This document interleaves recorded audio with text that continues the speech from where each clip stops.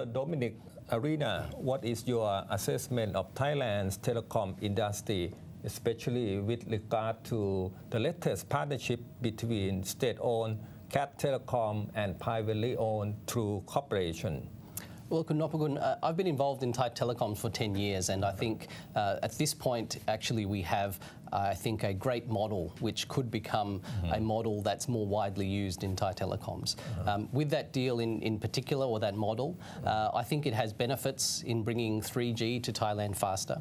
There is a large demand for wireless broadband in Thailand, and I think that the combination of a state-owned telecom company with a private telecom company who can each bring their expertise together, I think is a great model. But last year we going to have a 3G auction, but in the final stage, the court sort of issued an injunction, and then that policy has been temporarily halted.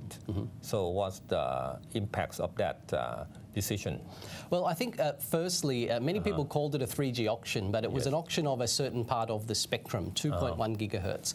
Now, 3G can operate on many different parts of the spectrum, 850 like in the deal with CAT and True, and 900 megahertz as well. So that policy, which was to auction that spectrum, was under the NTC at the time, which is now the National Telecom Commission. Correct, and that's becoming the National Broadcasting and Telecom Commission right now.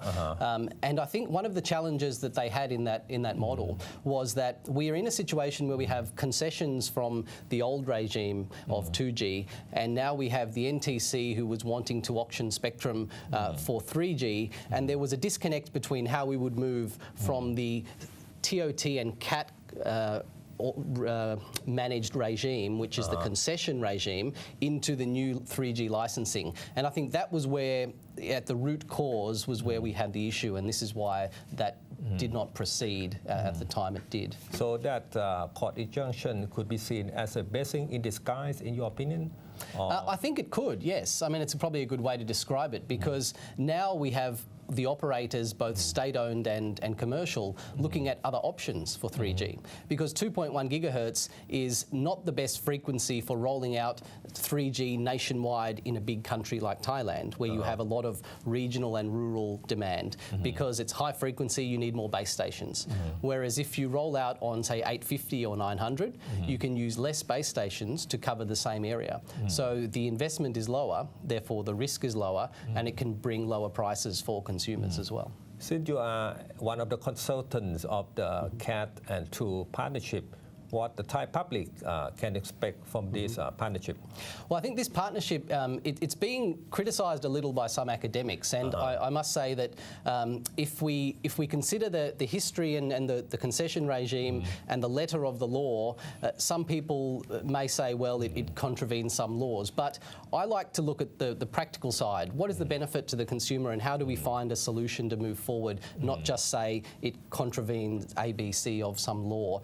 I think that it is a great deal for the consumer, first and foremost, because they will get 3G this year in Thailand, and they will get it and be able to use the devices. You know, people have iPhones. I see, you know, you have, many people have. They can't use them fully today. There's huge demand for broadband in Thailand, and people can afford the devices. They've already bought laptops, iPads, iPhones, but they can't use the network because they're not there yet. What is the timeline then for 3G services nationwide? I expect 3G would be available within this year. So in the second half of this year, I do think we have a light at the end of the tunnel where, whether it be through CAT and True or some other means, I think we will have 3G this year. How much the coverage? I mean, how many provinces or area will be covered? Well, I think my understanding and you know, based on my experience, is that normally you would have an initial rollout in Bangkok, Chiang Mai, maybe Phuket, the East Coast, the industrial commercial areas of the country, but you will very quickly get a nationwide rollout because the investment case is there. I think that in Thailand, fixed line penetration is very low, so everyone cannot have DSL and certainly not fibre. So they must have wireless broadband, and 3G will bring wireless broadband to the regional areas of Thailand. So compared to last year, what aborted 3G auction to this partnership, so it's, first of all, it's the speed, right? It's faster to roll out the 3G services. I think under the partnership that CAT has struck with True, I think that could be a very fast rollout. Of course, there are people challenging it, but I think if it was allowed to run its course commercially, it could be very quick. And I think you could have far less base stations, so yes, faster rollout on 850 instead of 2.1 gigahertz. Yeah, and the government also have what they call the national broadband policy, how that broadband policy has anything to do with this partnership between CAT Telecom and the True. I think it's very closely linked, and you know, I'm aware of the Thai NBN policy, and I think it's a great thing. And if you look at Thailand, as I just mentioned, fixed line penetration is very low. So a national broadband network policy, which will bring many benefits to business and consumers in Thailand, has to have wireless as well as fixed. So, and in other countries where they have fibre in many places, people think about national broadband as fibre, but it's not just fibre. It's fibre plus DSL plus wireless broadband, and that is the practical solution. So I think Thailand and the Ministry of ICT is being very practical, and I think that if we get 3G, whether it be through TOT, CAT, through AASD, TAC, True, etc., I think it should play a role in a national broadband policy. So the Thai people can expect speedy 3G and broadband services in coming months, you said in the second half of this year.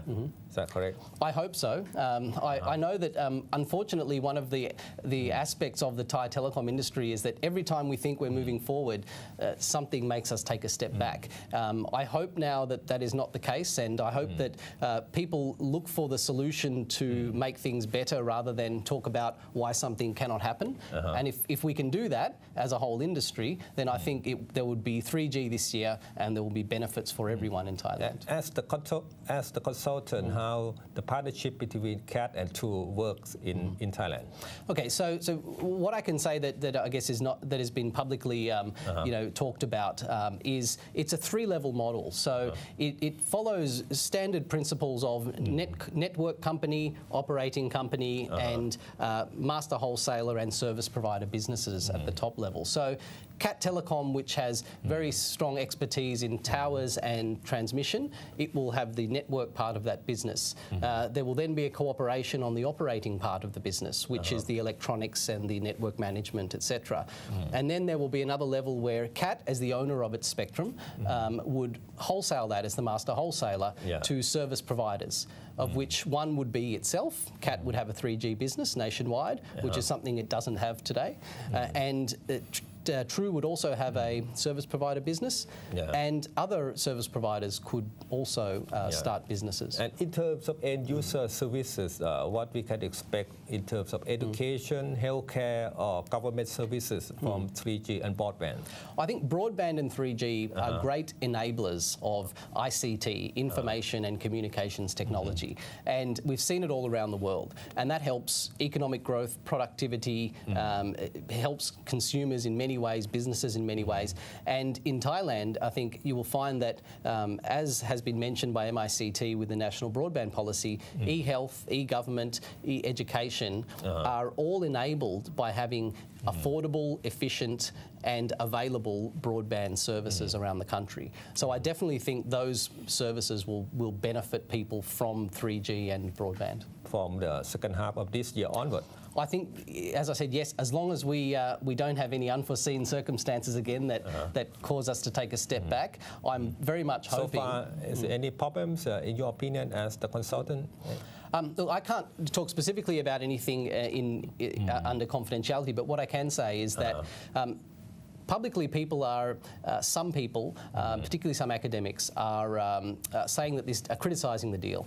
And I think that what's happened in the past in Thailand is this has happened many times, and people are looking at some old regulations that were designed many years ago that do not fit the market today. And I think we need to get to a point where everyone, in the spirit of the regulation, not necessarily the letter of the regulation, says, how can we all move forward? Is this a good thing for Thailand, or is it not? And in ASEAN, Thailand is definitely not an early bird in terms of 3G or broadband telecommunication. What's your assessment of the developments in ASEAN countries. Yeah, you are correct.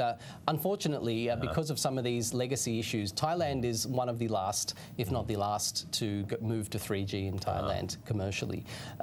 All the countries around Thailand, developing and developed, so from Singapore through to Indonesia, Cambodia, Laos, all have 3G services.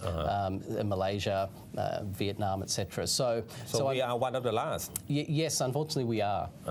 And what about broadband? Broadband, I mean, I think that in the last 2 years we've had a huge growth in fixed broadband in Thailand. We've had new companies sprout up which have licenses that they've been able to get from NTC to become broadband operators, service providers. TOT has rolled out more DSL. So I think we are still very low in penetration. We're still around 3 to 5% or so penetration of broadband, which is one of the lowest again in the region. But again, I think that needs to take a jump from 3G. We cannot assume in Thailand that outside of Bangkok we're going to have large fixed broadband, and that's what's holding us back right now. So thank you, Mr. Dominic Arena, for joining our program. Thank you, Kun Nopakun.